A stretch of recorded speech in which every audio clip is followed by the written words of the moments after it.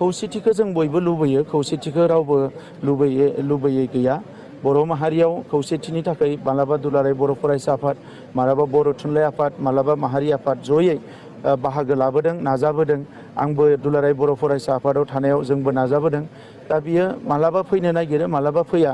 राजखान्थि भाबै खौसे जानाया गोबां समावनो गोब्राब जायो, आइडिअलजिया गुबुन गुबुन जानायलाय। नाथाय आं बेखौनो खावलायगोन जे जाय जेरावनो थाया मानो हारिनि फारसे बयबो जाहाथे जि मोनसे माहारिबाद बेखौ रावबो नागारा आरो सम सुजुग नायनानै मालाबा मोजां बोथोर, मोजां साननाय फैयोब्ला आरो हारिनि थाखाय मोनसे बिन्दोआव एबा मोनसे पइन्टआव बयबो एग्रि जानो हायोब्ला जों बयबो खौसे जानानै थांनो हायोबा जोबोद मोजां।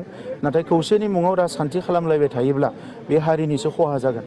दा नंखायनो खौसेखौ जाहाथे गोसो गोरबोनिफ्राय बयबो सानो, बेखौ सानब्रबनानै बा माबा मोनसे राजखान्थिनि थांखि लानानै साना आरो बेखौ अराय सम माहारि दानायनि थाखाय, माहारिनि आद्रा थाबावनाय खामानिफोरखौ मावफुंनो थाखाय, माहारिखौ जोङो बुहुमाव गेरेमसा माहारि गायसननो थाखाय बड'फाया होलांनाय बिबानखौ मावफुंनो थाखाय बयबो आवगायनानै फैनांगौ। अब्ला